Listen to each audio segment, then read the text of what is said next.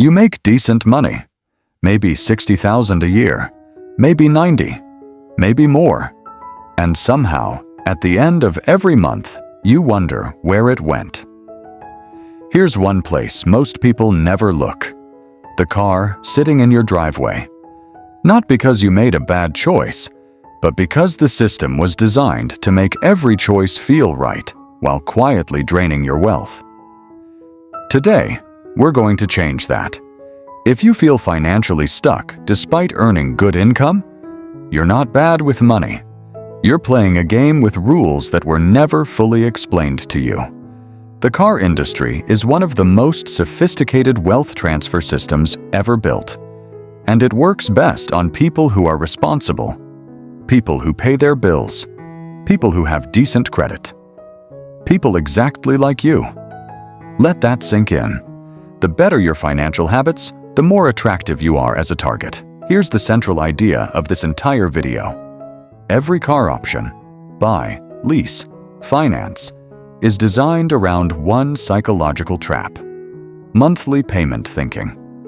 When you focus on what you pay per month, you stop thinking about what you pay in total.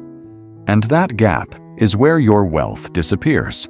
Picture two people, same income, same neighborhood, same job. Person A finances a $35,000 car. The dealer gets the payment down to $490 a month. Sounds manageable. Person B buys a reliable used car for $11,000 cash. No payment, no interest, no contract. 5 years later, Person A has paid over $29,000 in payments and still owes money. Person B invested that same $490 monthly into a simple index fund. After 5 years, they have over $33,000 growing. This is where it gets dangerous. It's not about the car. It's about what the payment prevents you from building. Monthly payment thinking keeps people broke, not because they're spending recklessly, but because the payments feel normal. Let's talk about financing specifically, because this is the most common choice and the most misunderstood. When you finance a car, you own it eventually. That part is true. But here's what the dealer never walks you through. Say you're buying a $32,000 vehicle. You put 10% down. That's $3,200. You finance the remaining $28,800 at 7% interest over 60 months. Your monthly payment looks reasonable, around $570. But here's the truth. Over those 5 years, you will pay $5,400 in interest alone. That's money that builds nothing. It goes directly to the lender. And if your credit isn't excellent, that rate climbs to 10, 12, even 15%. At 15%, that same loan costs you nearly $13,000 in interest on a car that will be worth maybe $12,000 by the time you pay it off. Let that sink in. You paid more in interest than the car will be worth. Leasing gets sold as the smart, flexible choice, especially to people who want to look current. New car every 3 years, always under warranty, lower monthly payment. On paper, it sounds efficient. But here's what the math actually shows. You are paying for the most expensive years of a car's life. New cars lose roughly 20% of their value in the first year alone. When you lease, you absorb that depreciation without ever owning a single dollar of the asset. After 3 years of payments, you hand the keys back. You have nothing. No equity, no asset, no flexibility. And the dealership? They have a lightly used car they'll sell for significant profit. Here's the psychological trap inside leasing. It feels low risk because the payments are lower. But low payment does not mean low cost. It means the cost is hidden.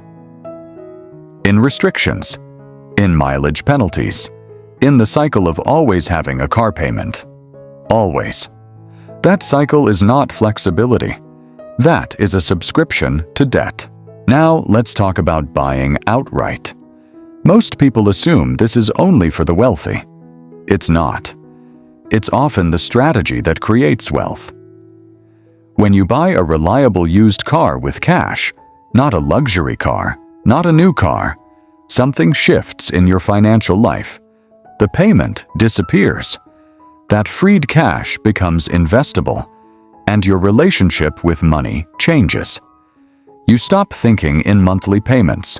You start thinking in total cost. That mental shift alone is worth more than any deal a dealer can offer you. Here's a real example. A 3-year-old Honda Accord or Toyota Camry typically runs between $16,000 and $22,000. Solid, reliable, low maintenance. Buy one in cash or with minimal financing, and you could be payment-free for the next 8 to 10 years with basic upkeep. Meanwhile, the person leasing a new sedan will spend over $40,000 in lease payments over that same decade and own nothing at the end of it. Wealth is built quietly, not in showrooms. Let's run the actual math side by side. Same person, same income, 3 different choices. Option 1. Finance a new $35,000 car. Down payment, $3,500. Monthly payment at 7% over 60 months, $610. Total paid over 5 years, $39,100. Car's value at end of loan, approximately $14,000. Net cost, $25,100. For 5 years of driving. Option 2. Lease the same vehicle. Down payment, $3,000. Monthly lease payment, $430. Total paid over 3 years, $18,480. Value owned at end of lease, $0. Net cost, $18,480. For 3 years of driving. Then you start over. Option 3. Buy a reliable 3-year-old used car in cash. Purchase price, $18,000. Monthly payment, $0. Total paid over 5 years of ownership, approximately $21,000, including insurance, maintenance, and minor repairs. Car's resale value after 5 years, approximately $7,000. Net cost, $14,000. For 5 years of dependable transportation, $11,000 cheaper than financing new, $4,000 cheaper than leasing. And you kept your cash flow open to build actual wealth the entire time. So what do you actually do with this? 3 steps. Step 1. Calculate your true monthly car cost right now. Payment plus insurance plus fuel plus maintenance. Most people are shocked. The number is often $800 to $1,200 monthly. That is not a transportation budget. That is a wealth-draining habit. Step 2. Define your actual transportation need. Not the car you want for the image it projects. The car that gets you where you need to go reliably and affordably. Those are different conversations. Step 3. Set a vehicle budget ceiling of no more than 10 to 15% of your annual take-home pay. If you take home $70,000 a year, your car, all in, should cost no more than $7,000 to $10,000. Most people are spending 2 to 3 times that, and wondering why they feel stuck. Identity-based close. Here's what separates people who build wealth from people who look like they have wealth. The wealth builders see a car as a tool. The others see it as an identity. And the industry, the dealers, the manufacturers, the lenders, they have spent billions of dollars making sure you confuse those 2 things. Because when you confuse them, you make decisions based on feeling. And feeling is expensive. The middle class in this country earns enough to become wealthy. The system is designed to make sure that doesn't happen.